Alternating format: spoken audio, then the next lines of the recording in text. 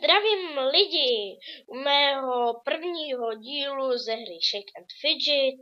Hraju na Creeperovi úroveň 12, cech Magic cech. Jo, už tam jsme 3 v tom cechu. Kdo bude chtít, tak máte v popisku videa napsané, že napíšete jméno a musíte být na světě 26. Napíšete mi prostě, že chcete být, do komentáře mi napíšete, že chcete být v mojím cechu a napíšete mi tam jméno, ať vás můžu přidat. Jo, budu moc rád, můžeme toho hodně dokázat. Takže jdeme se podívat do zbrojírny, jestli tam něco máte. Vidíte, už jsem toho tady udělal hodně. Doufám, že vám se to bude líbit. To zbraň bych si měl koupit novou, ale tu žádnou nemám, zkoušíme protočit.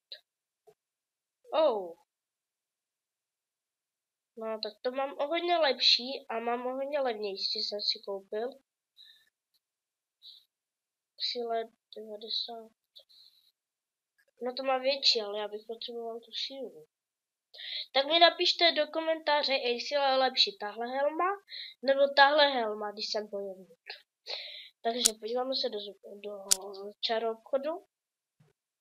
Jo, můj kamoš zjistil, že tady, no nezjistil to, ale ještě v jednom videu, že tady, když už jste kolem 100 level, tak tady máte ukrytou takovou knihu, když na ní kliknete, tak s ní máte čarodějnici, se vám objeví.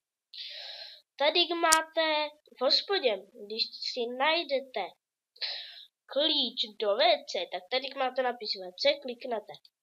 Ale mně toto ještě nejde, nebo já tu mám napsané, že jsem ještě nenašel klíč od toalety. To budeme potom splachovat, až ho najdeme. Takže jdeme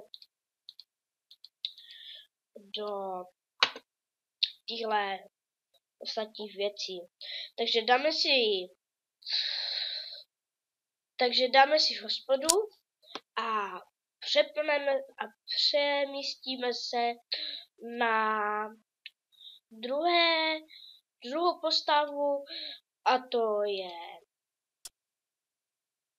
Aion, velké a to vám nebudu říkat, prostě vidíte, tež Magic cech, toto mám tady ještě zbraně, tu jsem teprve ještě moc nezapracoval na tom Aionovi,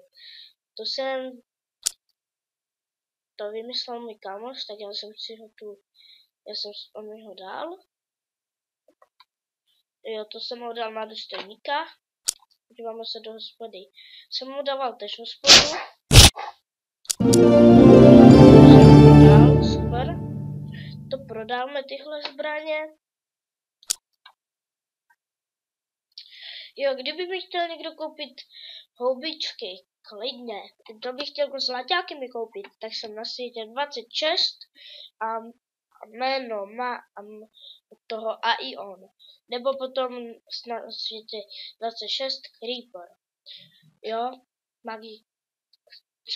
Kdyby mi chtěl někdo doplnit koupit ty prostě houbičky nebo zlaťáky, bych chtěl nějak získat. Takže podíváme se. Brain 3, to nám je na nic. To můžeme koupit. Tak. Koupíme. Tak. To prodáme a jdeme na hospodu.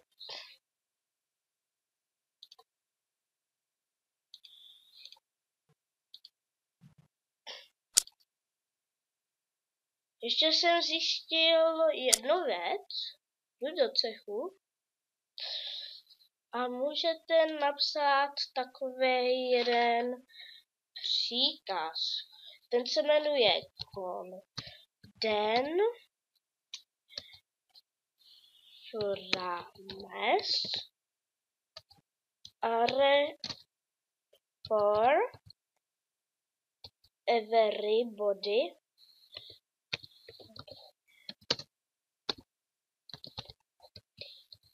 dáte Enter, mně se zatím nic neděje, ale měli byste mít zlatý rám. To jsem viděl spoustu videí, ale mně to nejde. Takže kdybyste věděli, tak mi napište do popisku videa, nebo spíš do komentáře, pardon, ne do popisku videa, do komentáře. Takže počkáme se na to hospodu. To, co by se ještě, podíváme se do čaru obchodu. Jak jsem vám říkal, to je kolem té 100, asi tak. A tu se tam vám budou objevovat nějaké ty mapky, když každý den ta Ježibaba něco bere. Třeba já jsem viděl, jak ona brala kapuce a tak. Takže teďka ne, takže by vám brala cokoliv. Když na ní se podíváte na ten kotlík, to uvidíte potom, jak tam bude mít, nebudete na ní klikat, jenom na to dáte myš, tak se vám ukáže, co ona sbírá. Takže podíváme se podzemí zatím ani nemáme. Podíváme se do volby, tak nic, pošta. To vidíte tolik, to je pozvánka do cechu, jak jsem ho pozval. Takže smazat.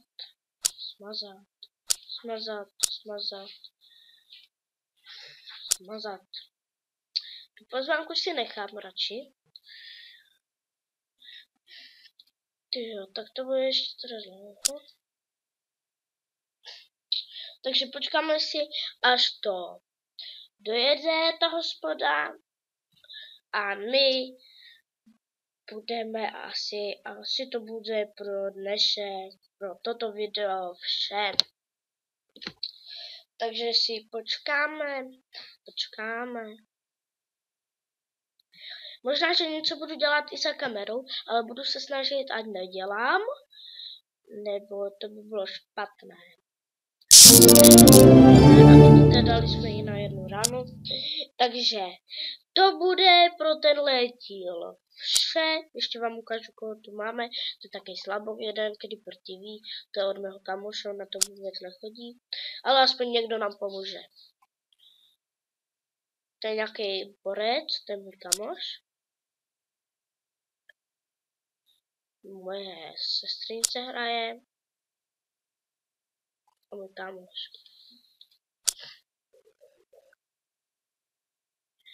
Takže to bude pro můj díl vše a já se s váma loučím. Čau.